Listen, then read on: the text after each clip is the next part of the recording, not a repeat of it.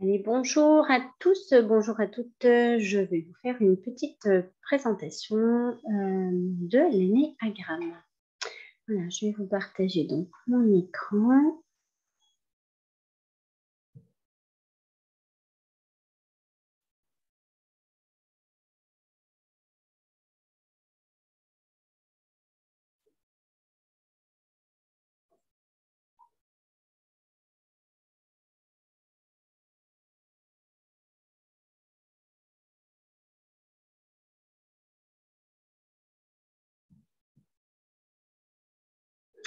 Et voici. Alors, bonjour à tous, bonjour à toutes. Donc, comme je vous disais, je vais vous présenter donc l'énéagramme. Alors, j'y ai créé donc mon entreprise qui s'appelle La Bonne Heure. Je vais me présenter vite fait. Je suis Karine Toulouse. Je suis mariée. J'ai 3 enfants, 3 garçons, un de 21 ans, un de 15 ans et un petit de 4 ans. Alors, j'aime bien me définir comme Obélix parce que je suis tombée dans le développement personnel quand j'étais petite et je n'en sors plus. Je suis à la base sophrologue. Je me suis formée en 2001, diplômée en 2002. Et je me suis très, très vite passionnée par l'énéagramme. J'avais une vingtaine d'années. Alors, les soins de l'âme également. Vous verrez que cet outil, c'est un outil de développement personnel qui est beaucoup développé en Occident, en développement personnel et psychologique. Mais ce n'est pas que cela, c'est aussi un outil spirituel. Alors, qu'est-ce que l'énéagramme? C'est un outil ancestral de connaissance de soi et des autres. Vous allez voir qu'en fait, pour se découvrir, il faut être entouré des autres. Et c'est vraiment le seul outil qui, pour moi, aujourd'hui, j'en connais pas d'autres, qui nous apporte des connaissances sur soi et sur les autres. Alors, c'est un outil puissant qui nous aide effectivement à nous libérer rapidement de nos mécanismes automatiques et à mieux les observer et à les comprendre. J'aime expliquer les choses comme ceci avec le film The Mask, si vous l'avez vu, avec Jim Carrey. C'est un personnage qui tombe sur un masque et le jour où il le met, il n'arrive plus à s'en passer et il devient le masque. Et ben nous, c'est exactement la même chose, c'est-à-dire qu'on s'est construit avec des croyances, on s'est construit avec un masque, une armure, et en fait, ben, on n'arrive plus, on s'est identifié à ça et on n'en sort plus, et du coup, on ne voit plus notre vrai moi derrière ce masque. Donc, c'est important d'aller identifier qui nous sommes derrière, qui je suis, et non pas seulement nos comportements. Voilà. C'est un outil efficace aussi pour nous aider à identifier nos croyances, bien entendu, hein, pourquoi on s'est fabriqué comme ça, nos talents, parce que forcément, le jour où on a pris ce raccourci qui a fonctionné, ben, on l'a gardé. Donc, du coup, on est devenu excellent dans notre mécanisme, dans notre compulsion, nos désirs qui nous ont créés et nos peurs. Voilà, on voit un petit peu tout ça. Alors, c'est très important pour moi de vous expliquer que c'est un outil dynamique et évolutif. Dynamique comme le symbole du yin et du yang. C'est un mouvement, c'est un symbole qui est en mouvement, qui est dynamique et dont le blanc se mélange dans le noir, etc. et qui tourne. Et bien, l'énéagramme, vous allez le voir, c'est aussi très dynamique. Il faudrait limite voir cette image en 3D pour comprendre qu'en fait, elle est évolutive et en mouvement tout le temps. Il n'y a pas d'enfermement ou de limitation dans cet outil, bien au contraire.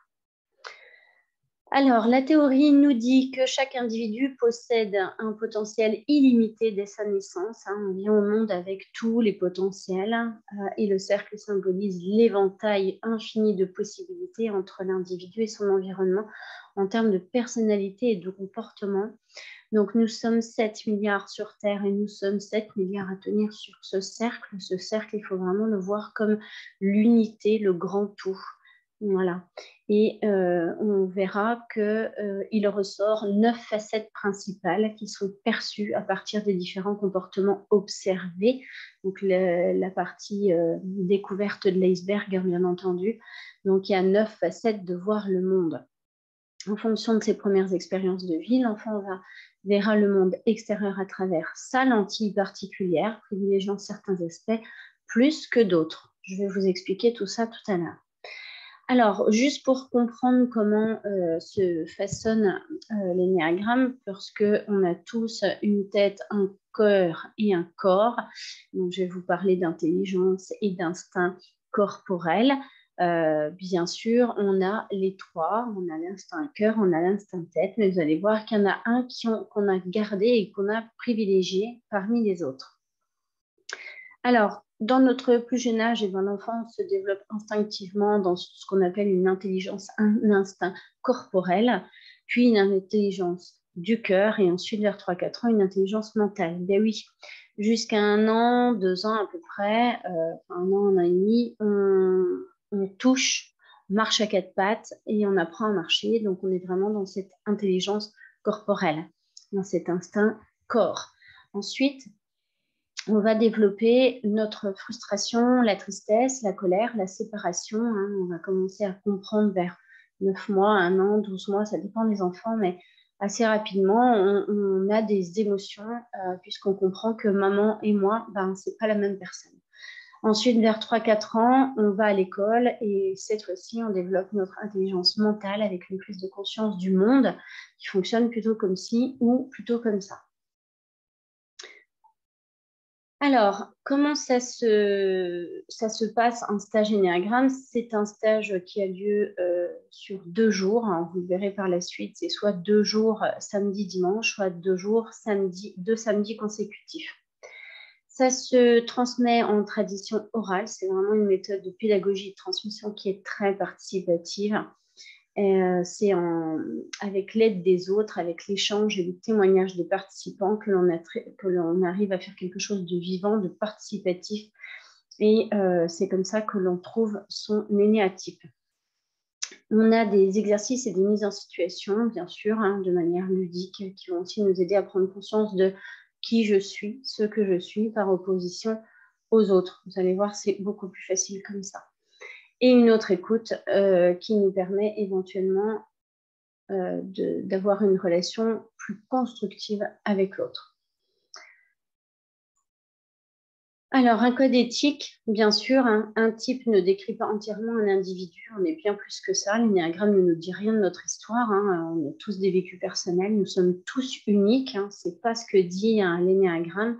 Un type ne nous donne pas d'informations significatives sur la qualité de notre caractère. Vous allez le voir, il n'y a pas un type qui est mieux que les autres ou un type qui est moins bon que les autres. Bien au contraire, ils ont chacun leurs qualités et chacun leurs défauts et chacun a son lot de galères. Ou bien sûr de notre intelligence. Il n'y a pas d'énéatype qui est plus intelligent qu'un autre. Une personne est bien plus que son type, on est bien d'accord que son type, ce n'est qu'une réaction énergétique, une réaction de comportement et non pas la description d'une personnalité à part entière. Alors, pour expliquer un petit peu ce qu'est l'énéagramme, donc la racine provient du grec, énéa qui signifie 9 et gramma qui signifie figure. Donc, vous voyez qu'il y a un diagramme. Ce diagramme, c'est le système d'étude de la personnalité qui nous permet de mieux se connaître et mieux comprendre les autres. Vous voyez, il y a une dynamique de flèches. Il y a aussi une trinité 3, 6, 9 ici. Et vous avez des chiffres, quand vous faites 1 divisé par 7, par exemple, vous allez tomber sur une série de chiffres qui va vous donner une suite de 1, 2, 8, 5, 7, 1, 4, 2, 8, 5, 7 à l'infini. Pythagore aurait participé à l'énéagramme. C'est pour ça que je passe à la slide suivante pour vous parler un petit peu d'une histoire qui est quand même au niveau des origines très floue. On ne sait pas trop d'où ça vient. On a des hypothèses qui nous disent que ça viendrait du soufisme, que Pythagore y aurait participé. Je vois que Pythagore a une faute. Je suis désolée, c'est une faute de frappe. J'ai pourtant vérifié, mais vous voyez, on ne les voit pas toutes. Ensuite, c'est arrivé avec Gurdjieff à partir du XXe siècle. Dans les années 70, on a Oscar Ichazo et Claudio Naranjo, qui était un psychiatre qui a étudié aussi l'énéagramme. Hélène Palmer, qui a ramené l'outil aux États-Unis, avec David Daniels aussi, qui a beaucoup participé. Et Eric Salmon, qui a amené l'énéagramme dans les années 80 en France. Voilà. Depuis, il y a beaucoup d'enseignements, beaucoup de livres, beaucoup de formations. Alors, on va rentrer un petit peu dans le vif du sujet. Quand je vous parle d'énéagramme depuis tout à l'heure avec l'instinctif corps, l'instinctif émotionnel et l'instinctif mental, et ben on les retrouve, ce que vous voyez, ils se découpent.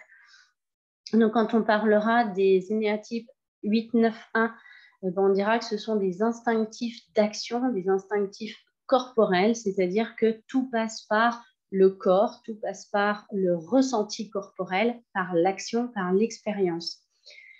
Ça ne veut pas dire qu'ils n'ont pas une tête pour penser, et qu'ils n'ont pas un accès au mental et qu'ils n'ont pas un cœur pour ressentir. Hein, bien sûr, ce n'est qu'une réaction première, c'est-à-dire qu'un 8-9-1 pour choisir son appartement, c'est en allant dans deux appartements complètement identiques à deux étages différents. C'est en se déplaçant dans les deux appartements que l'instinctif corps dira c'est celui-là que je veux parce que c'est celui-là dans lequel je me sens bien. Voilà, il aura besoin d'aller voir les deux alors qu'il n'y a aucune différence visible. Voilà. L'émotionnel, donc le 2, 3, 4, eux sont sensibles à l'image et à tout ce qui est sensation et ressenti. Donc, ce sont des gens qui, dans le vocabulaire, vont vraiment employer ces mots-là. J'ai besoin de sentir, j'ai ressenti, je me sens, je me sens. Et dans la tête, donc dans le mental, dans l'instinct mental, dans l'instinct de réflexion, de compréhension, vous avez plutôt les 5, 6, 7, donc qui font partie vraiment de la tête. Et eux ont besoin de comprendre, ont besoin de réfléchir, ont besoin de mettre du sens mental sur les choses. Alors ensuite, ben, vous voyez, on voit bien avec le triangle bleu la trinité 3, 6, 9. Vous allez voir, ce sont des gens un petit peu à part parce qu'à la fois tournés vers eux et à la fois tournés vers l'extérieur, alors que les autres énéatypes, par exemple, un 8 sera tourné plutôt vers lui, un 2 sera plutôt tourné vers l'extérieur. Enfin voilà, vous allez voir, ça c'est des détails qu'on ne verra peut-être pas lors de la conférence, mais vous avez ce triangle de... en tout cas, la trinité, eux, ils sont un petit peu à part. Ils ont les mêmes problématiques que nous, hein, mais avec d'autres particularités. Ben oui, la trinité. Et donc, vous voyez les flèches. Ce qui est important aussi à voir, c'est les flèches, c'est-à-dire que nous ne sommes pas qu'un énéatype de base. On a ce qu'on appelle un port d'attache, hein, par exemple. Si j'ai un port d'attache 9, eh ben, je vais avoir une flèche en 3 et une flèche en 6. On parle de ces flèches en sens de stress ou de non-stress, donc d'intégration ou de désintégration dans notre jargon, peu importe. Si je suis un néatype 9, eh ben, quand je vais pas bien, je vais avoir tendance à ruminer et à passer dans mon mental dans le 6, à me poser plein de questions, à pas savoir quoi faire. Donc, du coup, je ne suis plus dans l'action, alors que quand je vais bien, hein, les flèches vont toujours dans le sens où on ne va pas bien. Elles sont vraiment montrées qu'en désintégration. Donc, un 9 qui ne va pas bien, il va en 6, vous voyez. Et du coup, ben, pour passer à l'action, c'est beaucoup plus compliqué. Il faut qu'il fasse 2 pas, alors que quand il va bien, il va directement en 3 et dans l'action. Voilà. Et ça marche de la même manière pour les autres. Un énéatype 8, quand il va bien, il va plutôt aller dans l'aide aux autres, dans l'altruiste du 2. Et quand il ne va pas bien, il va plutôt s'isoler et aller dans l'isolement du 5 qui a besoin de calme et de repos. Alors là, je vous donne les mots parce que alors, je ne suis pas super fan, je trouve ça très limitant, mais on est obligé de passer par là parce que quand vous entendrez parler d'énéagramme, vous entendrez forcément parler de leur nom. Voilà, alors le type 1, on le dit le perfectionniste, le type 2, on le dit l'altruiste, le type 3, on l'appelle le battant ou le compétiteur, le 4, on l'appelle le romantique ou l'artiste, le 5, on l'appelle l'observateur. Le 6, on l'appelle le loyal. Le 7, on l'appelle l'épicurien ou le gourmand. Et le 8, on l'appelle le chef ou le leader. Et le 9, le médiateur. Alors, vous voyez, c'est très caricaturé. Bon, après, voilà, ça existe, c'est comme ça.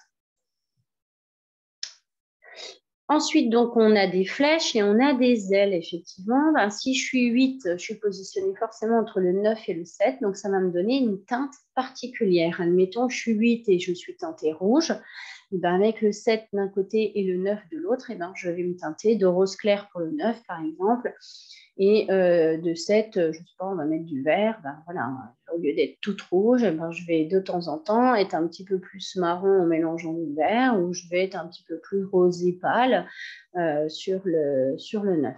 Voilà, ça va me teinter de qualité de mes ailes d'à côté.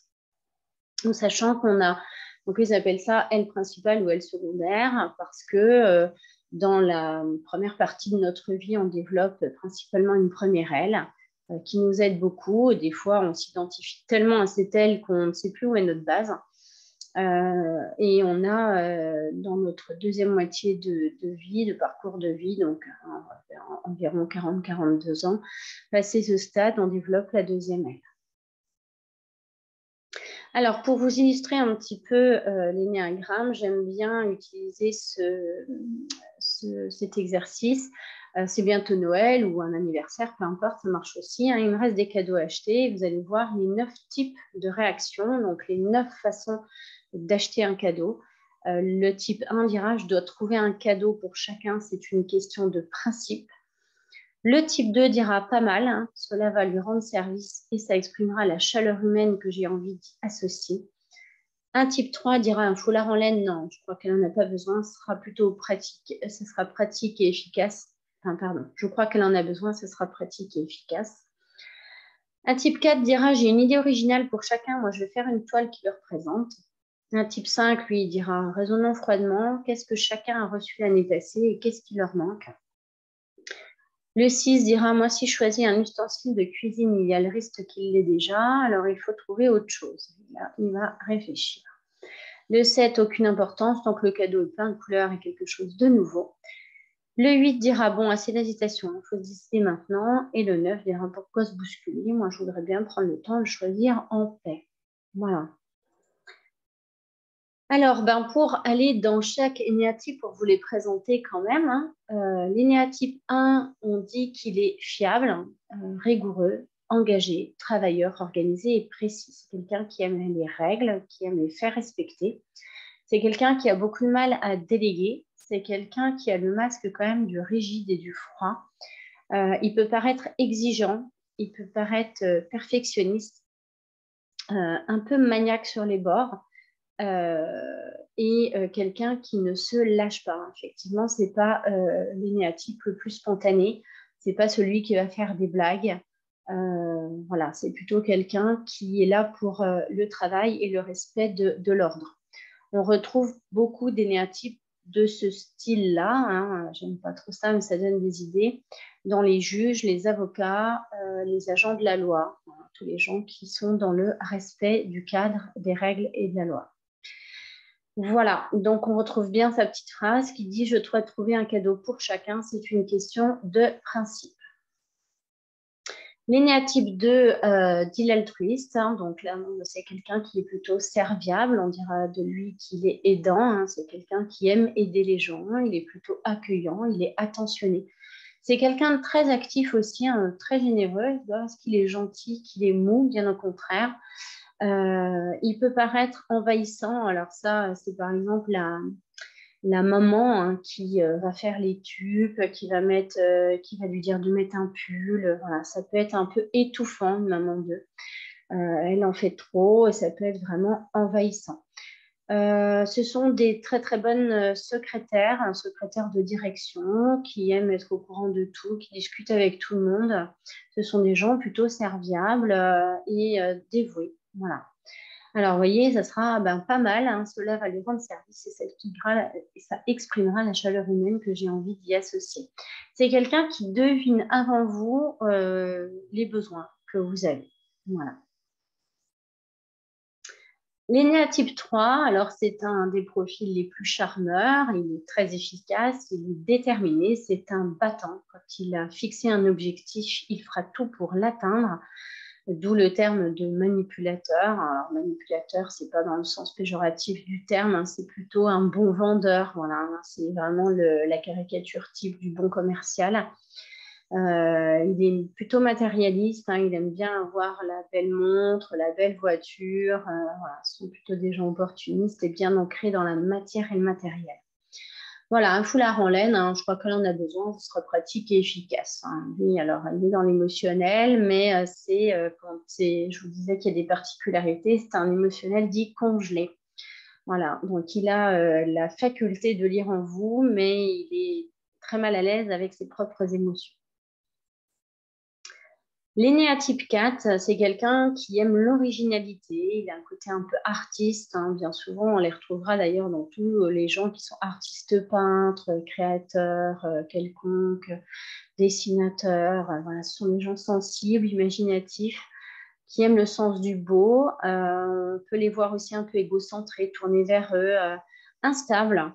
Ils ont un côté un peu bipolaire, un peu excessif, un peu impulsif. Ils ont soit dans le creux de la vague, ils vont vraiment pas bien, et ils le revendiquent, soit ils vont très très bien, et vous le savez aussi, ils ont un côté, vous voyez, un peu théâtral des émotions, ouais, un peu un côté vague à l'âme, quoi. Voilà. Et eux, ils aiment l'originalité, donc j'ai une idée originale, hein. Pour chacun, je fais une toile qui le représente. Ça, c'est typique de l'énéatype 4. Un énéatype 5, c'est quelqu'un qui est calme, qui est plutôt posé, qui est plutôt observateur, plus spectateur qu'acteur. C'est quelqu'un qui est réfléchi, quelqu'un qui est érudit. Il peut avoir le masque du froid aussi, parce qu'il n'est pas très dans l'émotionnel, hein. Il n'est pas très démonstratif. Il aime plutôt être seul, il aime bien être enfermé. C'est quelqu'un qui est discret et qui apprécie ces moments de solitude. On les repère souvent comme ça. Les énéatypes 5, c'est des gens qui aiment être seuls, hein. L'inverse des 2 qui détestent être seuls. Il y a un 5, il adore être seul. Alors, lui dira, ben, vous voyez, un raisonnons froidement, pas d'émotion, hein. Qu'est-ce que chacun a reçu l'année passée et qu'est-ce qui leur manque? C'est très réfléchi. Un énéatype 6, c'est quelqu'un qui est respectueux, qui est crédible, qui est vif, qui est très dans le social et qui est loyal. C'est quelqu'un qui est aussi susceptible, indécis, qui a énormément de mal à faire des choix. C'est un des énéatypes les plus anxieux. Ils ont la petite moulinette qui tourne tout le temps. Ils ont toujours le doute et ils se posent mille et une questions. Ils ont tendance à être un peu insatisfaits de tout et très bavards. Si je choisis un ustensile de cuisine, il y a le reste qui l'est déjà. Alors, il faut trouver autre chose.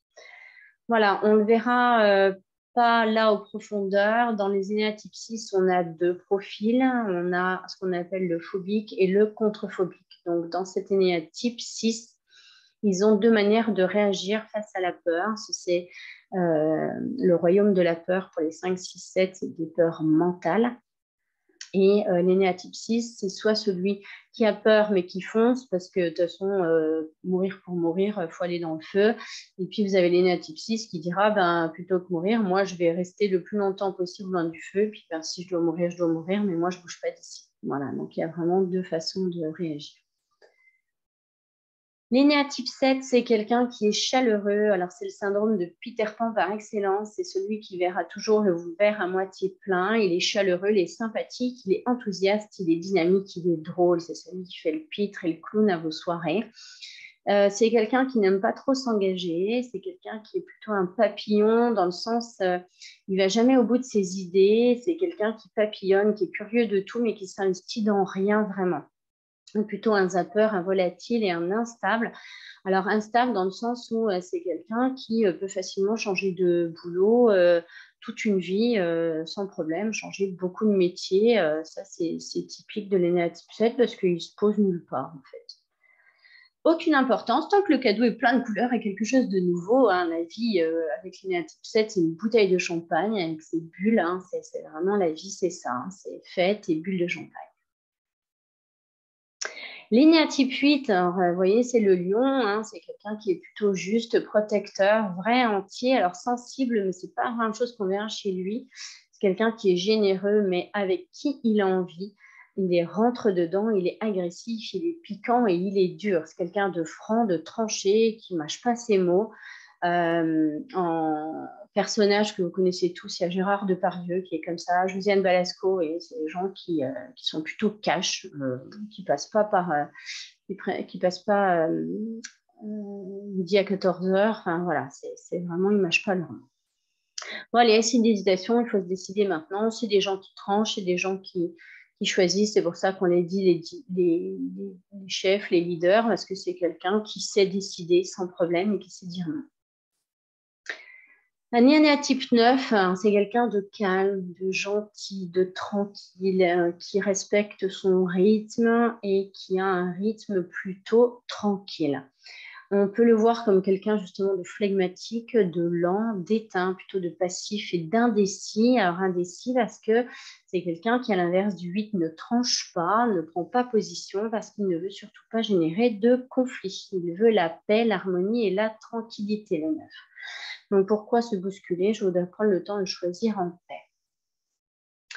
Voilà pour tous les énéatypes. Alors moi, j'aime vous expliquer aussi que notre essence représente notre possibilité d'utiliser tous nos potentiels. Le but, justement, c'est de se découvrir, de voir dans quel mécanisme de base on se situe, quel masque on a porté, quel masque on porte. Est-ce que je porte un masque du 9, un masque du 8, un masque du 6, avec des ailes et des flèches peut-être, mais n'empêche que ma base, elle est là. Et ben, il y a forcément, vous allez voir, des qualités que je n'ai pas exploitées parce que si j'ai une base, 2 ailes et 2 flèches, et ben, j'en utilise que 5 sur 9. Donc, il y a forcément du potentiel que je n'utilise pas du tout. Et vous allez très, très vite vous reconnaître. Bien souvent, les gens qui sont loin de vous, donc qui ne sont pas dans vos potentiels utilisés, ben, vous ne pouvez pas les saquer. Bien souvent, vous ne les comprenez pas et puis vous avez du mal avec eux. Vous dites, je ne peux pas le sentir, celui-là, je ne sais pas pourquoi. Et parce qu'en fait, il est très, très loin de votre énergie. Et en fait, c'est une qualité, c'est un potentiel que vous n'avez pas développé. Il y a en chacun de nous une capacité à se développer et à s'épanouir qui augmente l'estime de soi et une forme d'auto-guérison. Donc, nous avons besoin de nous accomplir pleinement. En nous découvrant, nous trouvons notre voie vers les autres. En nous acceptant, nous pouvons plus facilement accepter les autres. En nous aimant, nous pouvons véritablement aimer les autres. Réalisons donc nous pleinement pour contribuer au mieux-être de nos familles, de nos communautés et du monde. Si tout le monde faisait de l'énéagramme, eh ben, il n'y aurait pas de guerre, je vous le garantis. Alors, concernant mes dates, prochaines dates, donc elles se font en présentiel, mais elles se font également à distance. Vous avez 2 modes, c'est ce que je vous disais tout à l'heure. Je propose des formations en week-end, samedi et dimanche, et des 2 jours sur 2 samedis consécutifs. Voilà, donc vous avez quelques dates. Vous en avez une bientôt là qui a lieu le 14 et 15 janvier. Ensuite, vous en avez le 11 et 18 février, le 11 et 18 mars, le 15 et 16 avril, le 13 et 20 mai. En juin, juillet, août, il n'y en a pas. Je reprends en septembre, le 30 septembre, le 1er octobre. Ensuite, le 18 et 25 novembre et le 9 et 10 décembre. Voilà, vous avez un planning plutôt complet. Il y en a pratiquement un par mois pour cette année. Donc, au plaisir de vous rencontrer. J'espère que, bon, là, il n'y a pas de live. Donc, les questions, malheureusement, je vais être obligée de vous laisser mes coordonnées. Si vous souhaitez me contacter, ben, ça sera avec plaisir que je vous ferai découvrir tout cela. J'espère que vous avez passé un bon moment. J'espère que cet outil pourrait vous être utile. Pour moi, c'est une... si je pouvais le rendre obligatoire, je le rendrais obligatoire à tout thérapeute. Je pense que tout thérapeute devrait avoir fait de l'énéagramme pour être plus juste et plus neutre pour servir les autres. C'est vraiment un outil qui est extraordinaire. Il y a un avant et un après, je vous le garantis. Donc, si vous avez des questions, bah, vous avez déjà mon site, labonnheur.org, www.labonnheur.org. Vous pouvez me contacter sur karine@labonnheur.org et mon numéro de téléphone qui s'affiche 07 89 99 33 57. Au plaisir de vous rencontrer ou de répondre à vos questions. Et voilà, j'espère que vous avez passé un bon moment. Je vous remercie de m'avoir écouté jusqu'au bout et j'espère vous revoir très bientôt. Au plaisir, prenez soin de vous.